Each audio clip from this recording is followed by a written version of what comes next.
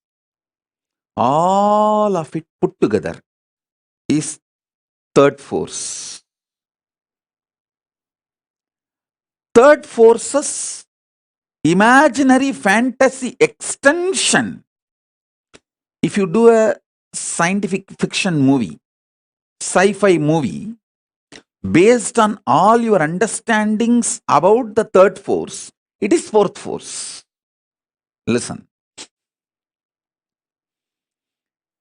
Till now, human beings have not decoded the fourth force in a concrete way, but the fourth force is all possibility of third force.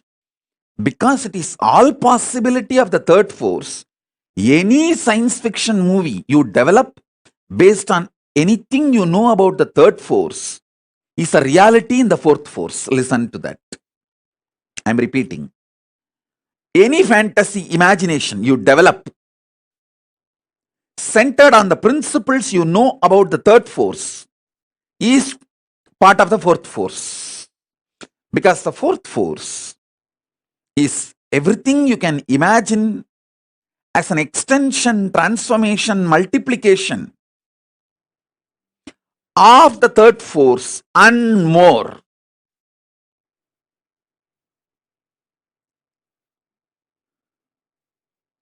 That's the fourth force. Let me give you some more understanding about the third force. Listen. Multiple universes, planes exist. That's the first thing. Pitruloka is true. When you leave the physical body, you carry your Karana Sarira, the causal body, your deep-rooted patterns, and reach the Pitruloka and live.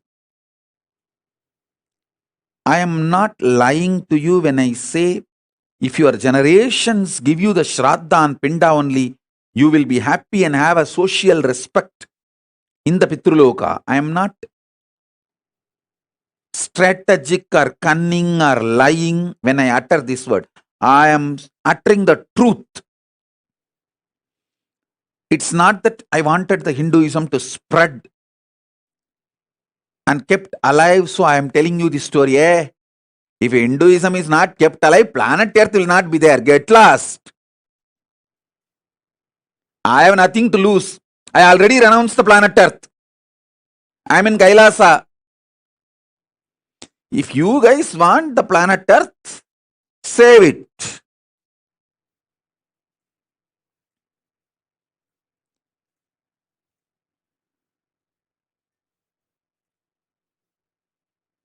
I am here only to give you the truth as it is. Making it into the lifestyle is your responsibility.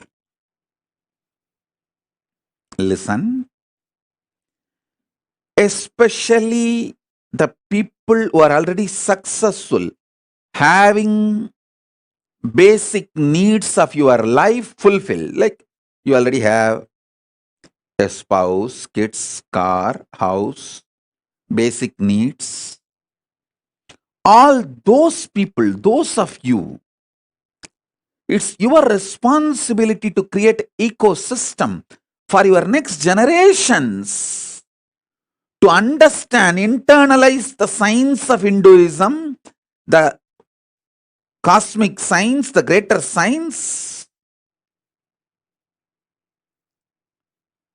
and keep it alive. I was so happy when I educated myself about this ISKCON's temple they are building in Mayapur. The temple of Vedic Planetarium, where they are describing the Vaishnavite Srimad Bhagavatam description of the multi-universes. the multiple universes, the different lokas.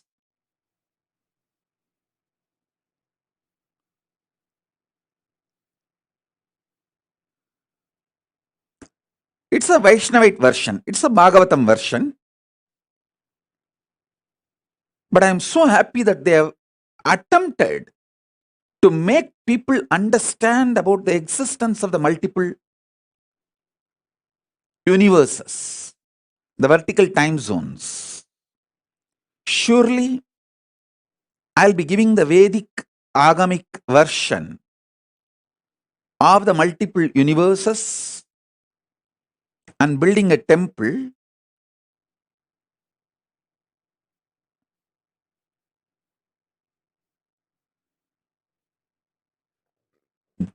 to showcase to all of you and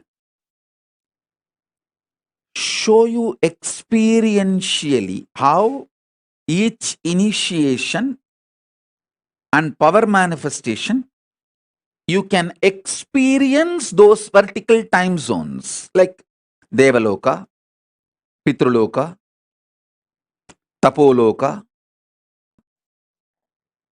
the lokas of Yakshas, Kuberaloka, Indraloka, Chandraloka, Suryaloka, the different planets and planes. So understand this truth. When I say Pitruloka exists,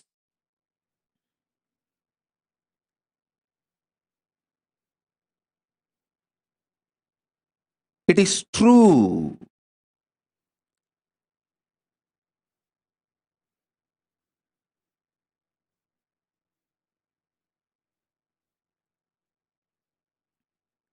You are not accidental.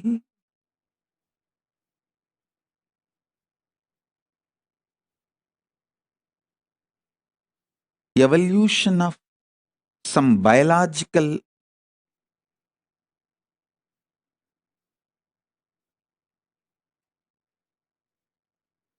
permutation, combination, good or bad, right or wrong.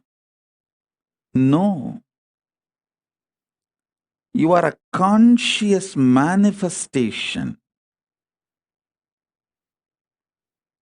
to celebrate, live your existence on this plane and in higher planes, vertical time zones.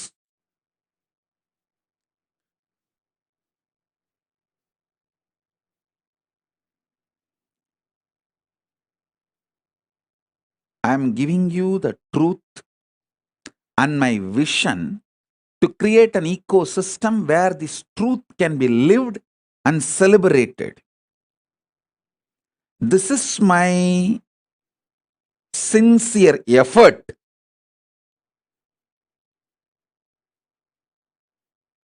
to make the Kailasa, whether the first Kailasa I manifested in Tiruchengodu or the Kailasa I am manifesting in multiple places now, or the Mahakailasa I am manifesting.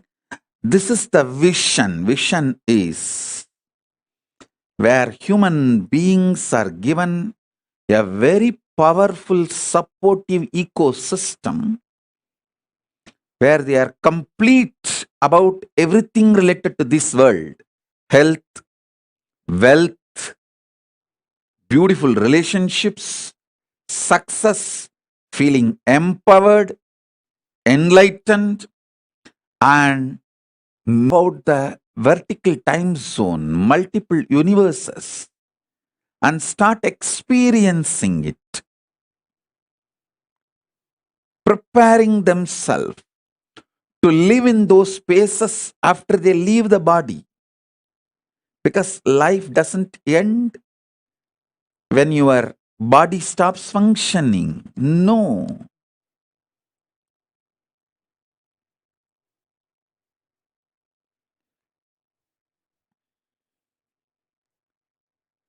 Life is so much more.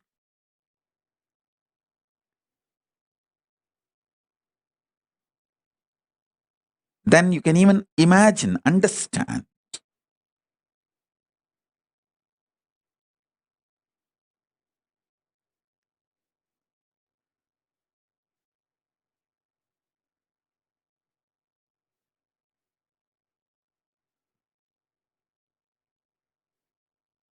Theosophy Society, Arabindo Ashram,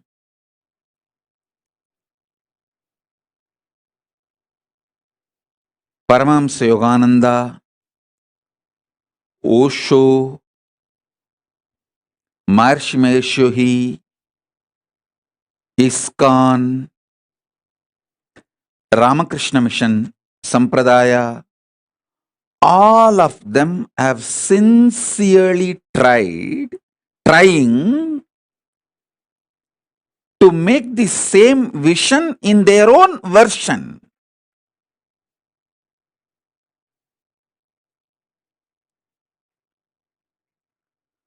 I am trying to create most updated, because now I know all the insecurities of these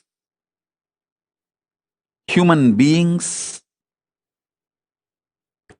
why something is successful and why something fails. Above all, time is in my favor. Age is in my favor. I am too young. I am only in early 40s.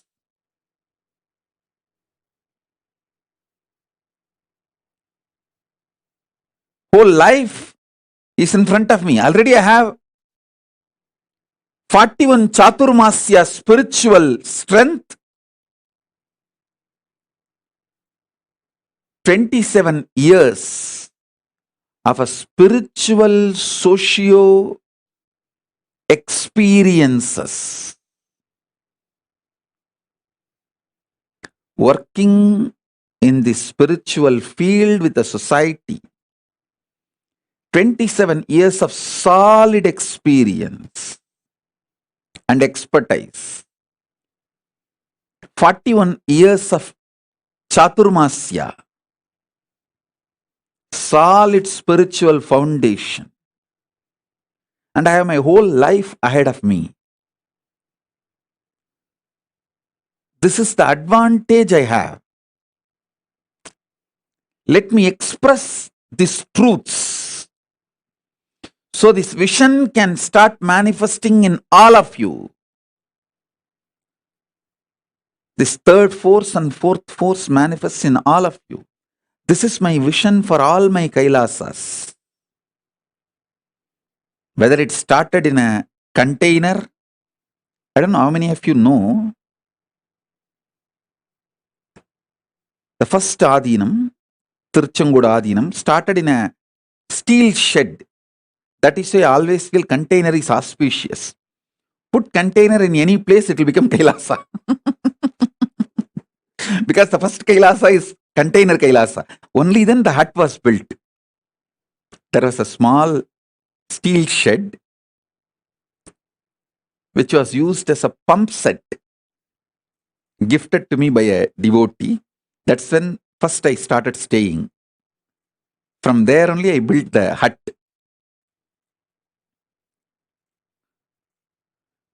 So that is why even now, anywhere people give me, donate property, I tell them first put a container, plant a container, start container Kailasa.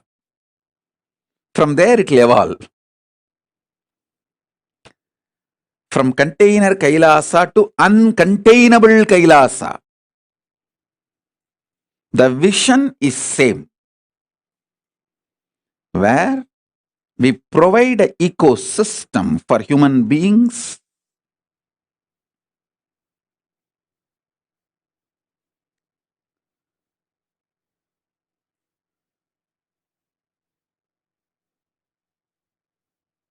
to have a healthy, wealthy, blissful, complete, life in this plane and enlightened, awakened life with the higher zones, vertical zones.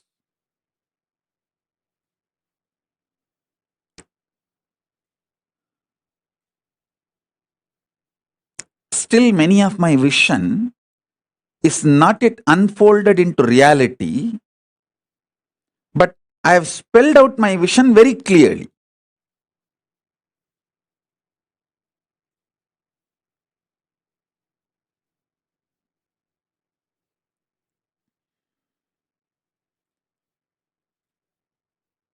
It will unfold when more and more collective integrity starts happening. For example, I wanted to evolve the Sambhavana system. The Grihasthas can make wealth for their personal life and expenses. Working for Hinduism, for Kailasa, like a win-win. You strengthen the Kailasa and you also get personal income. This was the vision I revealed maybe 2005 or 6 with a project called Anand Samaj. Is a kind of a communities evolving everywhere.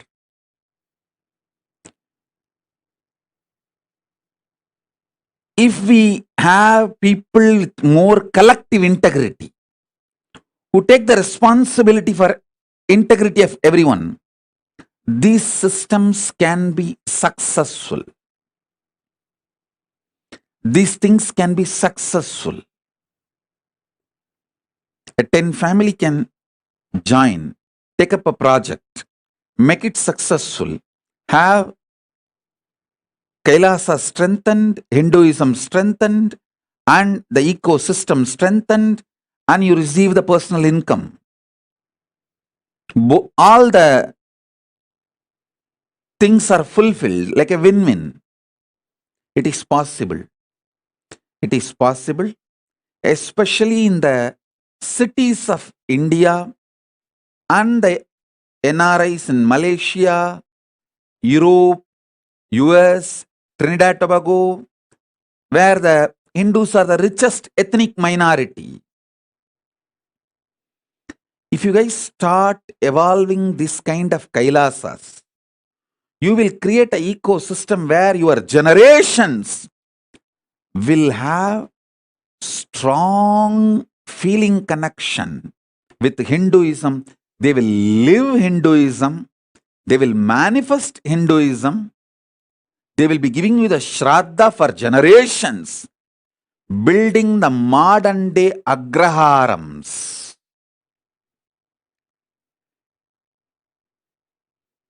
Temple-centric communities, கோவில் பெருங்குடிகள்.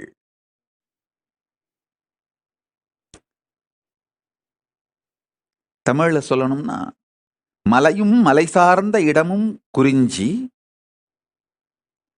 காடும் காடு சார்ந்த இடமும், அது மருதம், முல்லை, நெய்தல், பாலைன்னு சொல்லுவாங்க.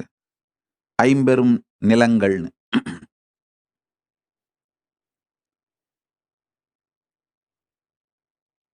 காடும் காடு சார்ந்த இடமும், வயலும் வயல் சார்ந்த இடமும், கடலும் கடல் சார்ந்த இடமும், குறிஞ்சி, முல்லை, மருதம், நெய்தல், பாலை 5 நிலங்களை சொல்வார்கள். மலையும் மலை சார்ந்த இடமும் குறிஞ்சி. அது எனக்கு தெரியும். காரணம் என்ன? நான் அந்த மலை சார்ந்த இடத்திலே பிறந்து வளர்ந்ததால். அதுபோல நன்றாக புரிந்து கொள்ளுங்கள். 6ஆம் நிலம் ஒன்று உண்டு. கோவிலும் கோவில் சார்ந்த இடமும் Kailasam.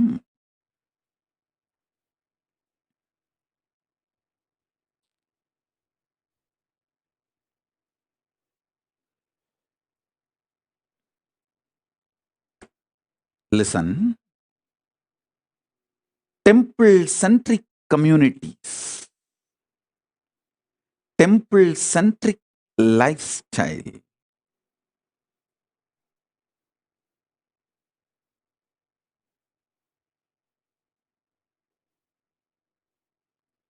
It's all just in each city, few families need to have that collective integrity. It cannot be done through autocracy or democracy. Autocracy, democracy, all crazy. All just crazy. Democracy means the mass is cheated, that they are empowered by few autocratic individuals. Autocracy means people know openly they are being ruled and at least hold the rulers responsible historically. So this autocracy, democracy, all crazy. Neither autocracy nor democracy is going to work for the future. It's collective integrity, responsibilism only is going to work for the future. That's why the Kailasa, I am evolving a kind of a new responsible democracy. How I am evolving, all the temple volunteers will vote any issue related to running the temple. All the donors will vote any issue related to money. All the administrators only will vote any issues related to administrative policies. A temple volunteer, if he is volunteering for administration, also he will have 2 votes. He will have a vote in the temple related and administration related because he is involved in administration.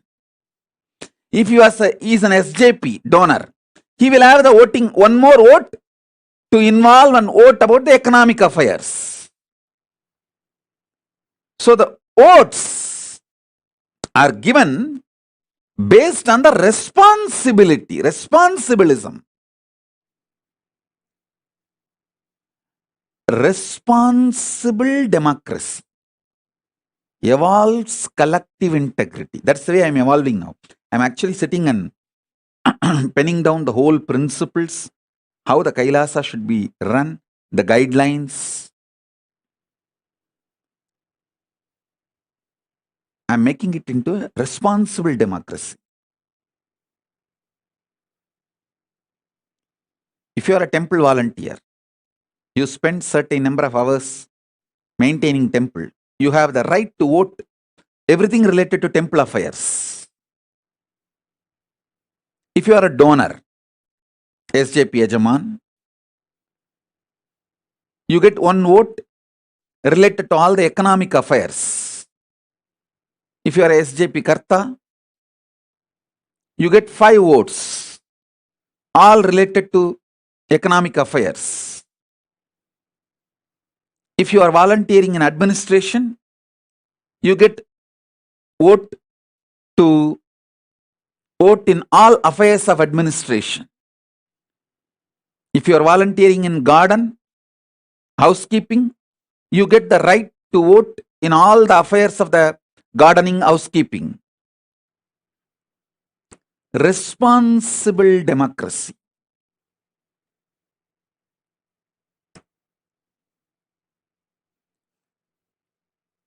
That's the way I am evolving this Kailasa.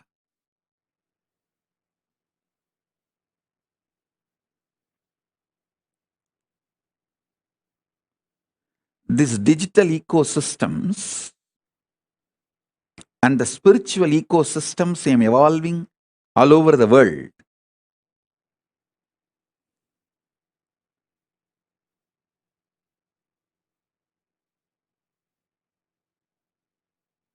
From that time, my gurus have handed over me the first ashram from Tiruvannamalai. Then I did the first ashram in Tiruchengodu.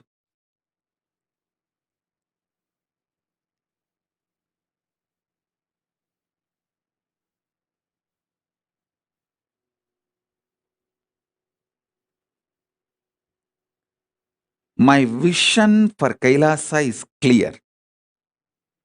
As I said, மலையும் மலை சார்ந்த இடமும் குறிஞ்சி, காடும் காடு சார்ந்த இடமும் முல்லை, வயலும் வயல் சார்ந்த இடமும் மருதம், மணலும் மணல் சார்ந்த இடமும் நெய்தல்,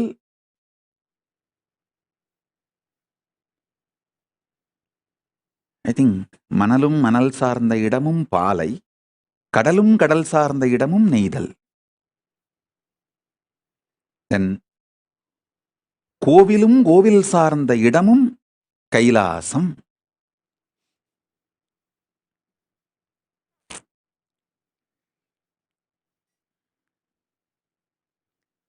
We need to evolve Kailasa everywhere.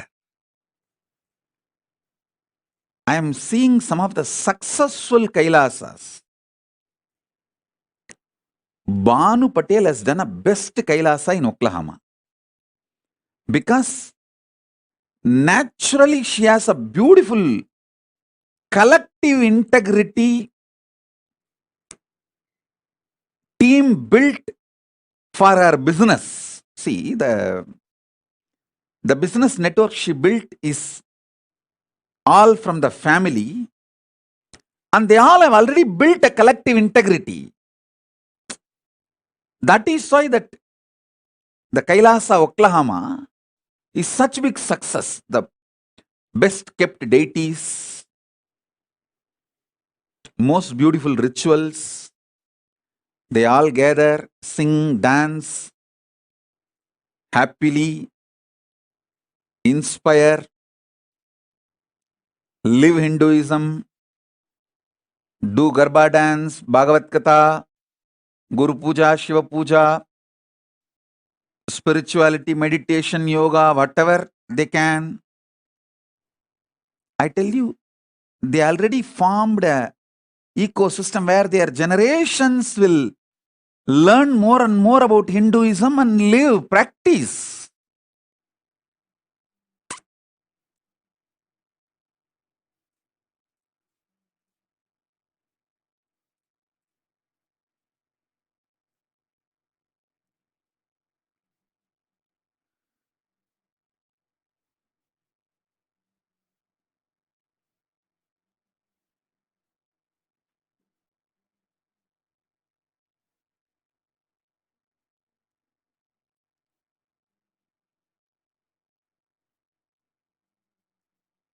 Banu is very successful in evolving a very beautiful Kailasa ecosystem.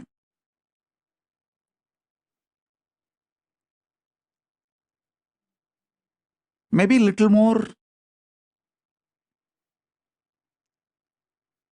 enlightenment, education, knowledge, all that will happen in course of time. But the ecosystem is successful. I feel everywhere, every city, in US, Europe,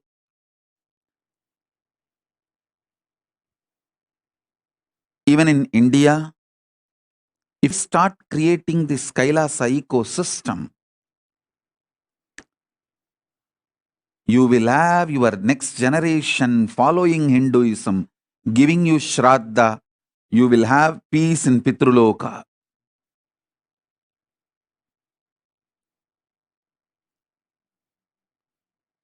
The Kailasa will evolve beautifully on the planet Earth.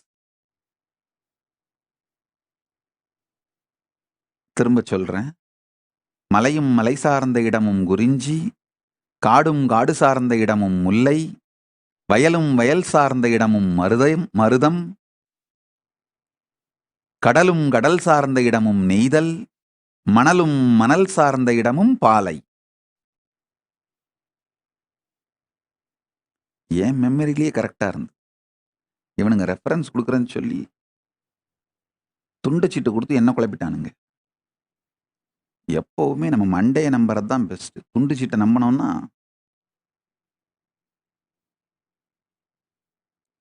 எனக்கு இந்த reference போடுற team ஒன்று இருக்கு. அது நான் பேசும் பொழுதே reference கொடுக்கும். அது கொடுக்குற ரெஃபரன்ஸ் தான் கன்ஃபியூசிங்காக இருக்கும்.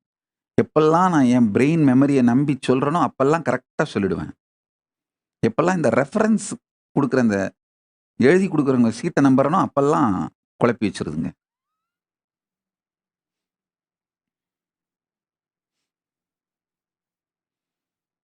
மலையும் மலை சார்ந்த இடமும் குறிஞ்சி, காடும் காடு சார்ந்த இடமும் முல்லை, வயலும் வயல் சார்ந்த இடமும் மருதம், கடலும் கடல் சார்ந்த இடமும் நெய்தல், மணலும் மணல் சார்ந்த இடமும் பாலை, கோவிலும் கோவில் சார்ந்த இடமும் Kailasam.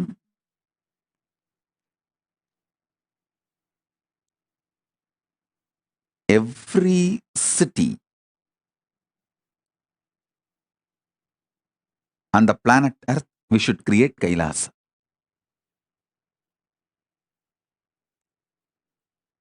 Every city we should create Kailasa.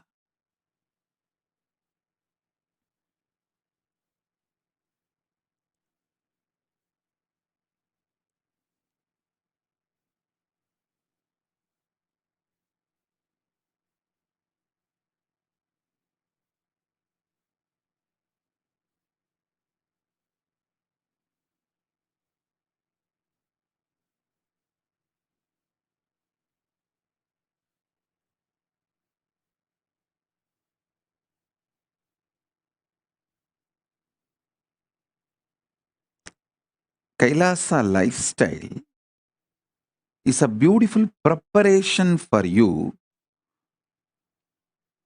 to live comfortably in the higher planes, vertical time zones. When you go there, you won't feel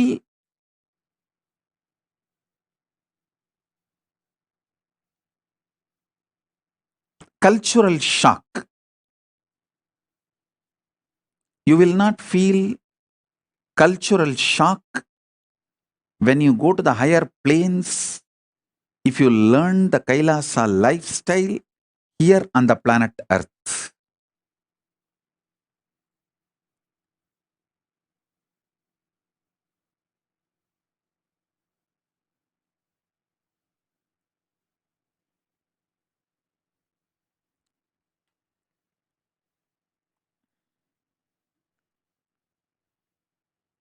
We just need some of the dedicated people. You see, you don't need cunningness, strategy to make Kailasa. You just need Tyagis, dedicated people who have a conscious stamina, will, persistence, making it happen. Will stay strong and make it happen, like Arishchandra, Satyavati, the Savitri, Satyavan Savitri.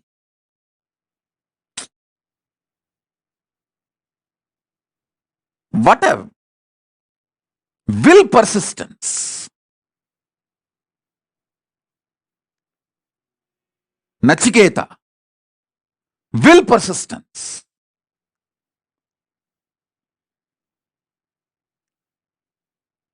A child fasting for 2.5 days without food and water is equivalent to an adult fasting for 2.5 years. Because for child, food is the only life, source of life. For an adult, there are multiple sources of life. His body has evolved to use multiple things as source of life. But for a child, food is the only source of life. And a child, Nachiketa, fasting for 2.5 days is equivalent to an adult fasting for 2.5 years with a will, persistence. Satyavan Savitri, Nachiketa, Arishchandra,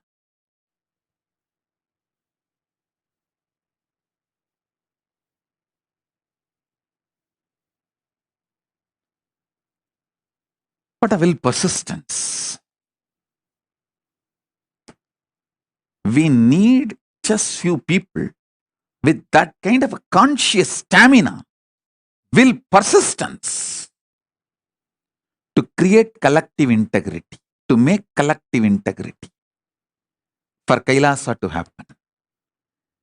They become the foundation of Kailasa's evolution. Not any efficient, cunning, strategic, no. Dedicated, Tyagis.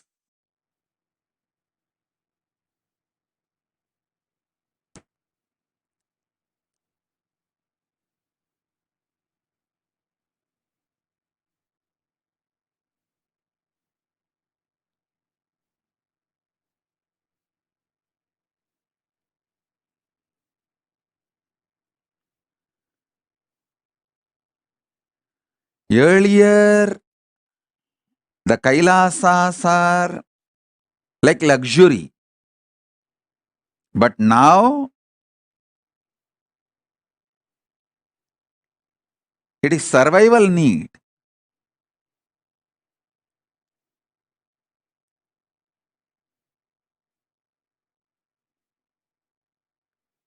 I'm seeing so many people messaging this Meda Slatya, so many people.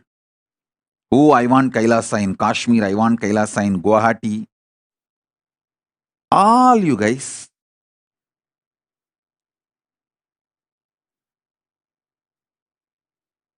stop wasting my time if you can't take the responsibility.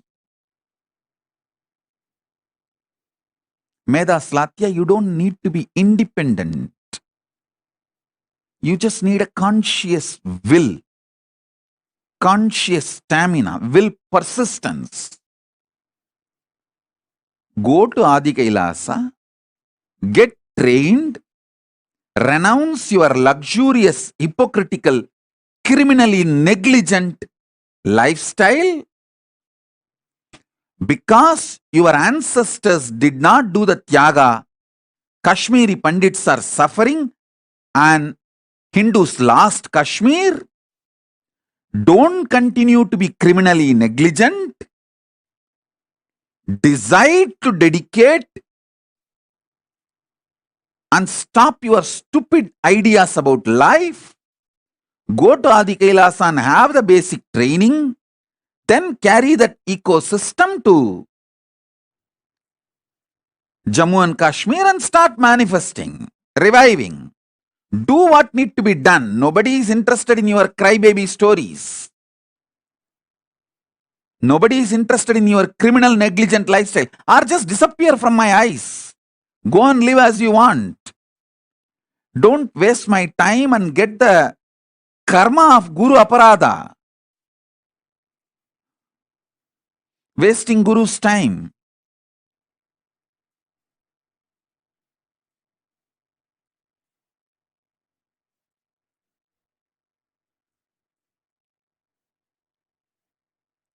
When I give a vision, everyone says, oh, I want to do, I want to do. Come on.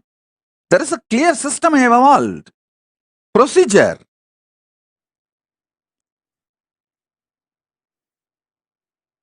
There are ecosystems which is functioning. It's not that those ecosystems are perfect, but it is budding. Go there, see what all can be done. Right, wrong, good, bad. In that, learn the conscious stamina, will, persistence. Then take that to the different places we have. You don't even need to take the risk of buying new properties. We have multiple properties all over the world. You can go on in any of our properties without any risk. Once you are successful in Adi Kailasa, in our properties, then go and do it in your city. There is a clear system and successful in multiple places.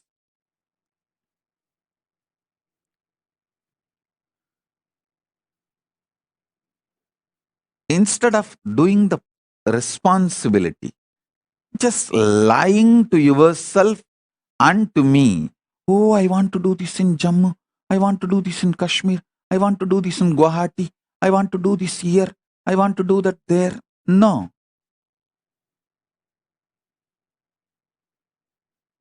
If you want to do it. If not, be criminal, negligent, Hindu, rot.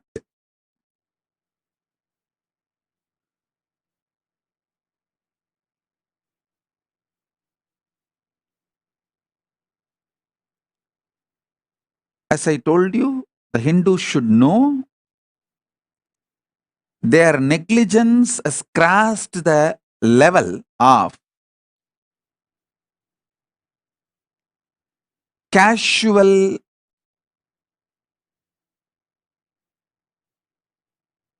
unattending or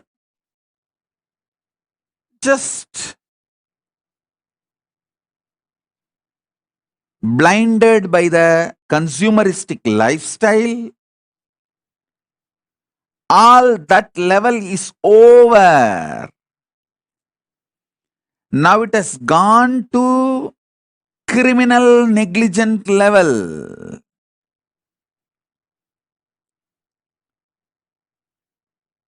If you get out of your criminal negligence and create Kailasa ecosystems in every city, the next generation of Hindus are going to be there. And I don't want to say the otherwise. What will happen? I don't want to utter through my mouth. Because I have to make it happen. I don't have a choice.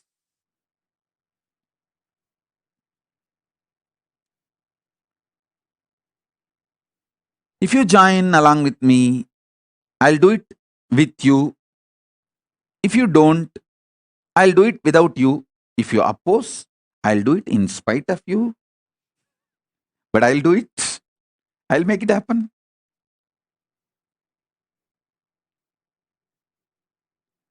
வந்தால் உங்களோடு வராவிட்டால் தனியாக எதிர்த்தால் உங்களையும் மீறி செய்தே தீருவோம் Paramasiva Kailasam.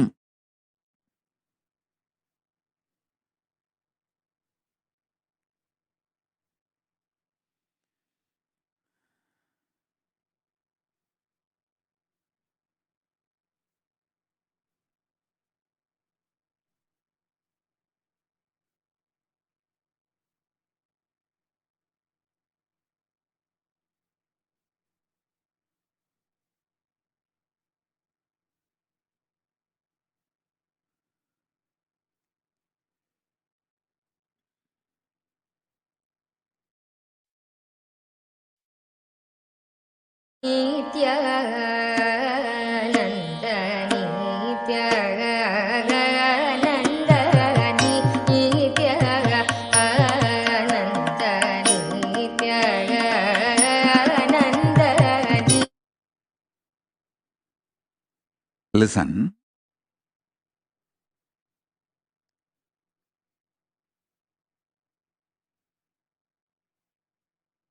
We need to address seriously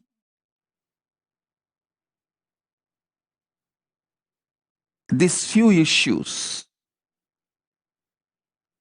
in the Kailasa ecosystem. One, the most important, that be self-sustaining. Second, a separate sannyas order, female sannyas order, grihastha order. All these three separate. Third, system where the grihasthas can make personal income. Some method of sambhavana where they make enough personal income for their personal expenses. Either a common project, a for-profit project is made successful. running a restaurant or running a hotel, motel, or running even enriching and causing very professionally.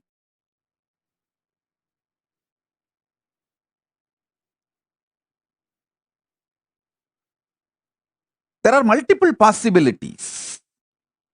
Hinduism has some of the most beautiful, sure shot, result based products. Yoga, life solutions. You can share all these. And wherever Paramashiva allows, you can make money.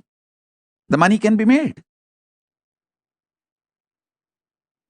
Where he does not allow money to be made, we can't. Following the economic policies of Paramashiva, we a beautiful ecosystem for grihasthas to make personal income. This is the third point to be addressed.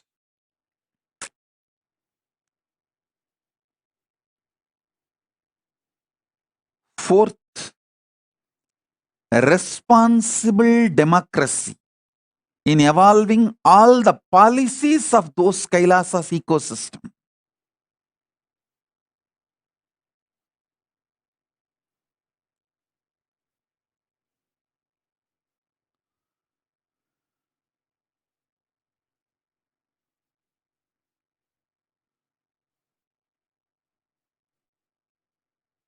If this simple four fundamentals are maintained, not only Kailasa will flourish, you will have an amazing ecosystem for it to continue forever. So the sannyasis will have Maheshwara Puja by the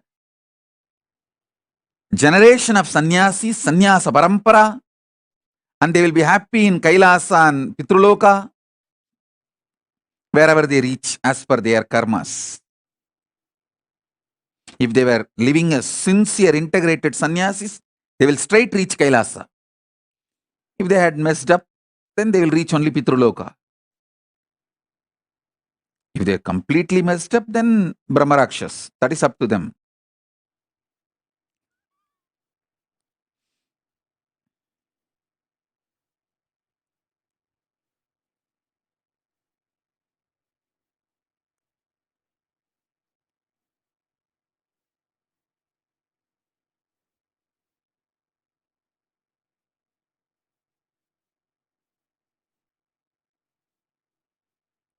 All the Grihasthas will have their generations.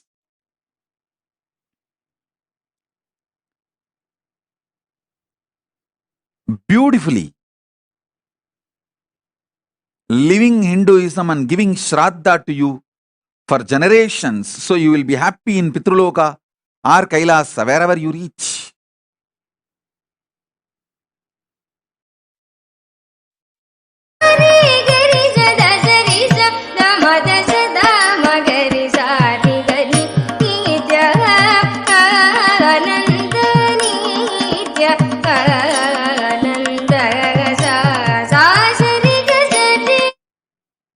These are the foundation, fundamental, practical truths.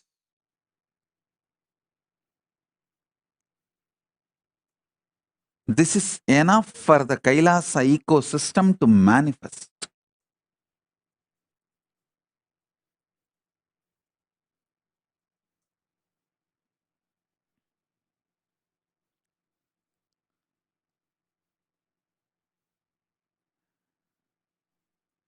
Living in the Kailasa ecosystem will make you manifest the third force, because continuously you will be getting the powerful clicks.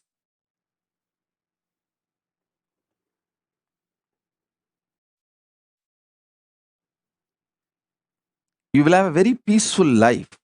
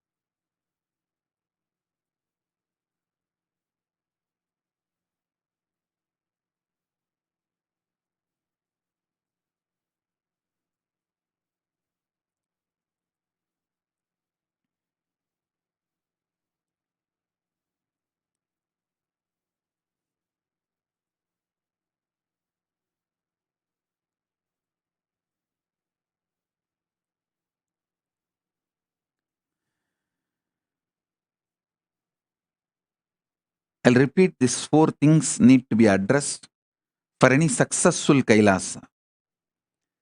Separate place for male sannyasa order and female sannyasa order, which will include their own temple, their own gurukuls for that gender. Male sannyasa order will have the male sannyas gurukul and the temple run by them. Female sannyasa order will have female gurukul and temple run by them. Goshala for themselves and library for themselves. Two separate ecosystem, and the grihasthas separate.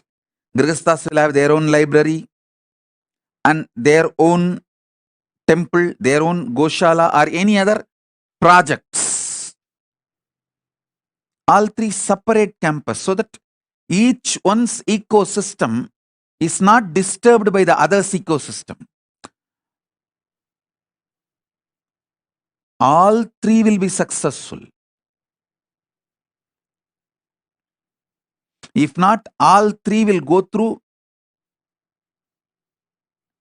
idiotic comparisons, land into criminally destructive mental setup. Grihasthas feeling jealousy about the sannyasis and sannyasis feeling, sannyasis comparing themselves to grihasthas is extreme stupid.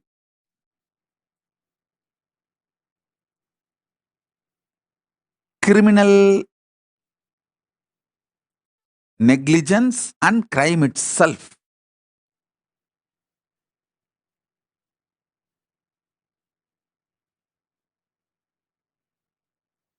So all the three separate campus. That's the first thing to be taken care.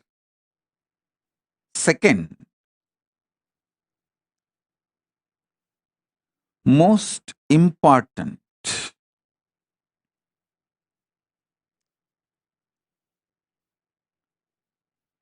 grihasthas should have a win-win, successful way of earning personal income, so they don't need to expect anything from the outer world or from the administration.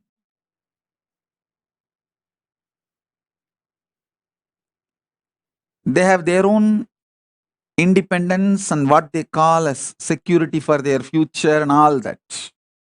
So they are economically not dependent on anybody else. There are tons of systems, business opportunities can come up. Third, responsible democracy with collective integrity.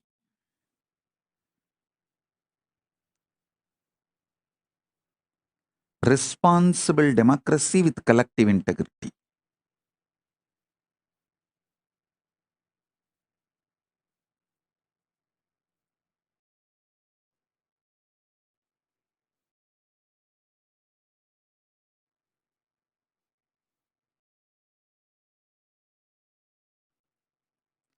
Fourth, continuous intense inspiration.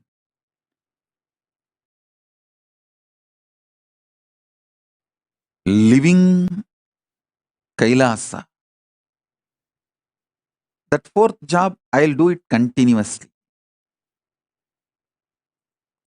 I think these are the four major things will make any Kailasa ecosystem successful and expanding.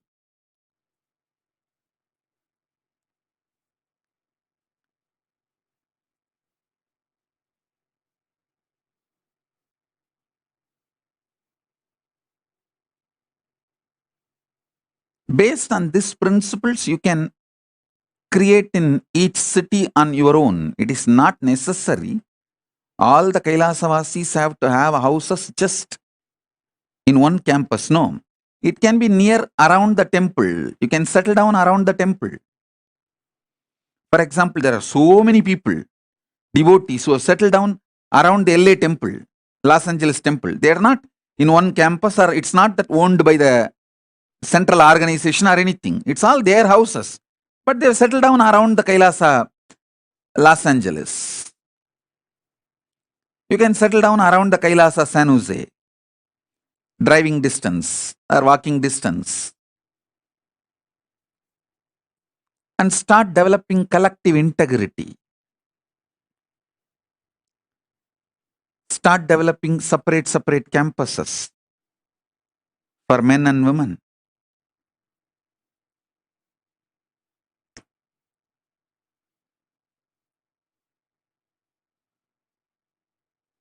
The responsible democracy with voting rights and collective integrity.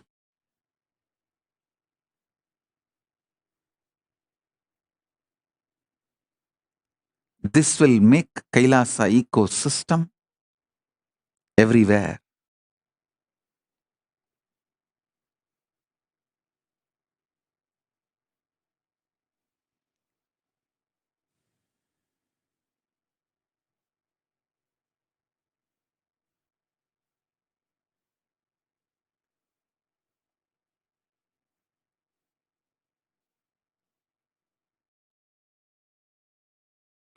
Nithyanandam, Om Nithyanandaya, Nithyanandam, Nithyanandam, Om Nithyanandaya, Nithyanandam, Nithyanandam, Om Nithyanandaya, Nithyanandam, Nithyanandam, Om Nithyanandaya, Nithyanandam, Nithyanandam, Om Nithyanandaya, Nithyanandam, Nithyanandam, Om Nithyanandaya, Nithyanandam, Om Nithyanandaya, Nithyanandam, Nithyanandam, Om Nithyanandaya, Nithyanandam.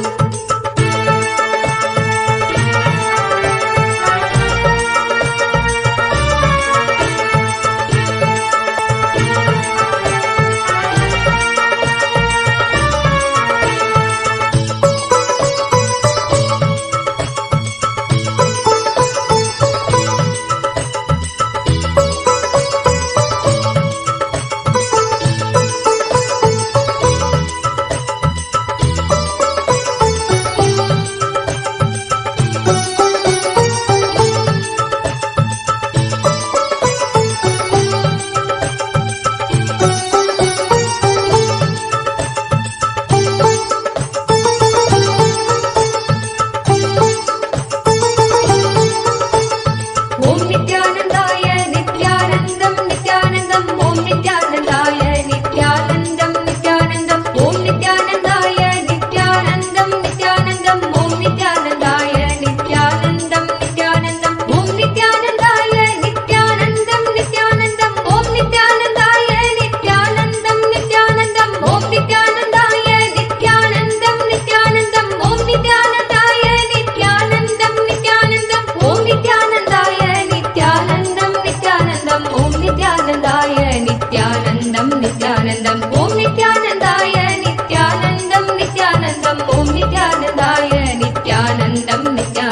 Nithyanandam, Om Nithyanandaya, Nithyanandam, Om Nithyanandaya, Nithyanandam, Nithyanandam, Om Nithyanandaya, Nithyanandam.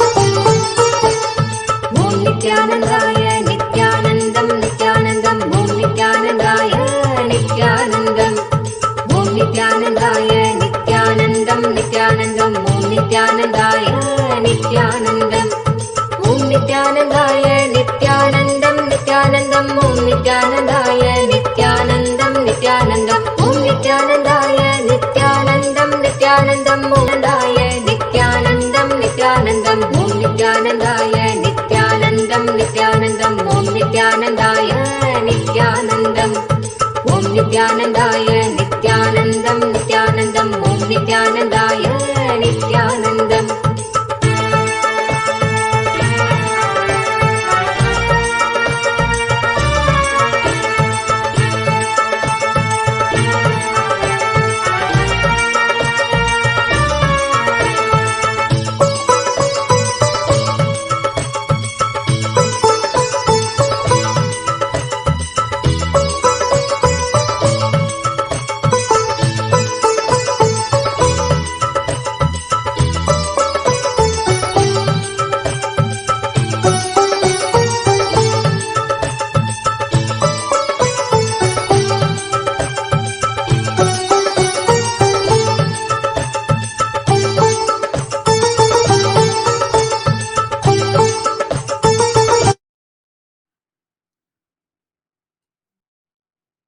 Let me repeat the 4 points I was giving as my vision.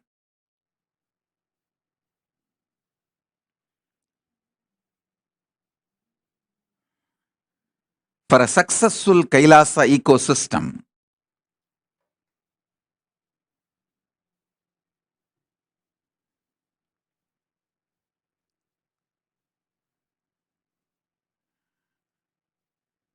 with a clear description and definition,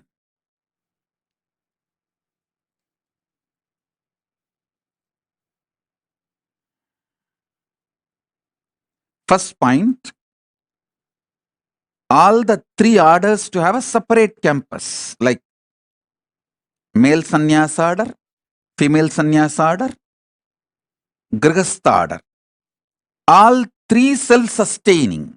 See, when I say male sannyas order, it includes all the individual single male, like Rudras, Bhairava, Yoga, Sannyasi, Brahmachari, Vanaprasthi, all the orders where individual lives life with himself. That all that male orders, one campus, including the male Gurukul. Next, female orders. The female orders are like Brahmacharini, Sannyasini, Vanaprasthini, not Rishika. Rishikas are more like a Grihasthas. Rishikas are married. So here the Vanaprasthinis are in some tradition even Vanaprasthis live together, husband and wife. But if the spouse is dead or divorced and you take Vanaprastha, you live alone. All the single female, including the female Gurukul, that as on campus, in that Rudraganya, Yogini, Bhairavi, all the female single sampradayas, and the Grihasthas, all 3 separate campus, self-sustaining, with their own temples, their own Gurukuls, their own Goshala, their own agriculture unit, self-sustaining. That's the first step. Second step, where Grihasthas are able to generate personal income through all the allowed business by Paramashiva. Paramashiva has given a clear list of allowed business where you can make money, sattvic money. All the allowed businesses can be explored. And private income, personal income is generated. Where it's like a win-win. You strengthen the Kailasa and Kailasa also strengthens you. Win-win. The third point is responsible democracy of collective integrity.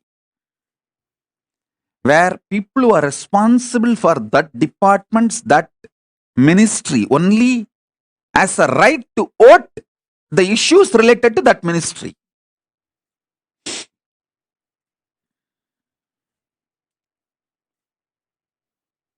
So all the mess ups of the democracy is eliminated. Criminal negligence can be minimized or drastically reduced, literally removed. And the fourth point is intense spiritual inspiration, experiential Kailasa lifestyle. This four will make successful Kailasa ecosystems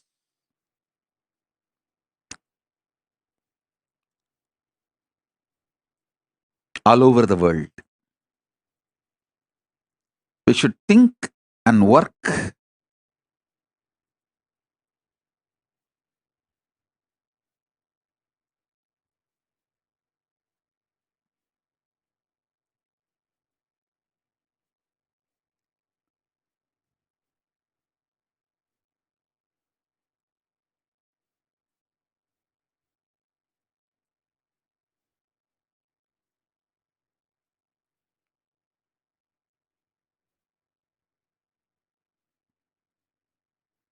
to make the Kailasa ecosystem world.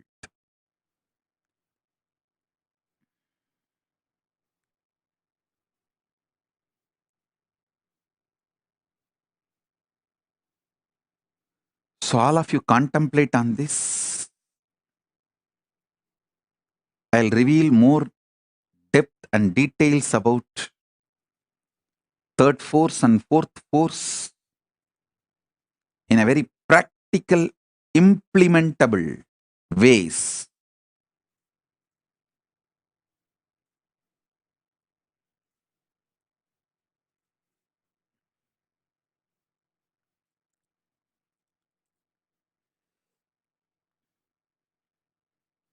So with this,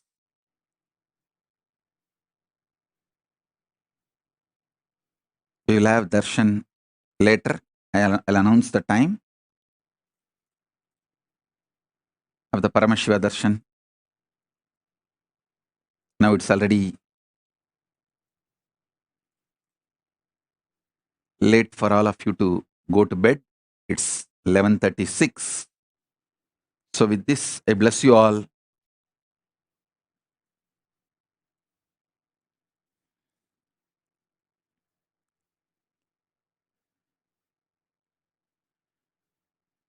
Let's all radiate with integrity, authenticity, responsibility, enriching, causing, living Paramadvaitam, Shuddhadvaita Saivam. The state, space, powers, being, superconsciousness, and Kailasa of Paramashiva, Paramashivoham, Om Nithyananda Paramashivoham, the eternal bliss, Nithyananda. Thank you. Be blissful.